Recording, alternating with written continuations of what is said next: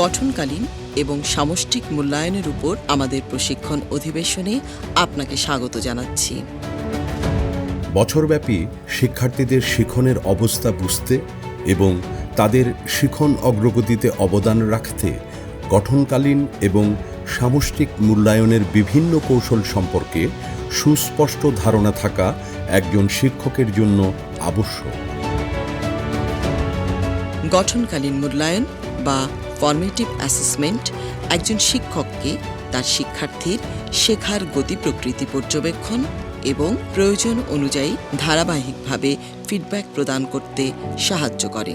গঠনকালীন মূল্যায়ন কৌশলগুলির মধ্যে রয়েছে শ্রেণীকক্ষে ছোট ছোট কুইজের ব্যবহার, জোড়ায় কাজ, দলীয় আলোচনা এবং শিক্ষার্থীদের মধ্যে ইন্টারঅ্যাক্টিভ বিভিন্ন কার্যক্রম।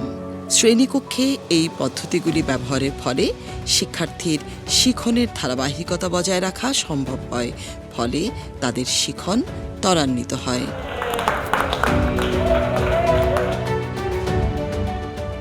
একটি শিক্ষাবর্ষের বা একটি কোর্সের শেষে শিক্ষার্থীরা কী মাত্রায় কাঙ্ক্ষিত শিখন অর্জন করল তা যাচাই করার জন্য সামষ্টিক মূল্যায়ন ব্যবহৃত হয়। এই ধরনের মূল্যায়ন কৌশলগুলোর মধ্যে রয়েছে চূড়ান্ত পরীক্ষা, প্রকল্প, উপস্থাপনা এবং স্ট্যান্ডার্ডাইজড টেস্ট। একটি কোর্সের বিষয়বস্তু শিক্ষার্থীরা কতটুকু বুঝতে পারল, সামগ্রিকভাবে তারা কতটুকু সক্ষমতা অর্জন করল, তাই এই প্রক্রিয়ার মাধ্যমে পরিমাপ করা হয়। গঠনকালীন এবং সামষ্টিক মূল্যায়ন সঠিকভাবে ব্যবহারের মাধ্যমে আপনি শ্রেণীকক্ষে একটি শিক্ষার্থী বান্ধব এবং শিখন সহায়ক শিক্ষার পরিবেশ তৈরি করতে পারেন। এর ফলে শিক্ষার্থীদের শিখনের প্রতি আগ্রহ বৃদ্ধি পায় এবং কৃতিত্বের সাথে বিভিন্ন দক্ষতা অর্জন করতে পারে।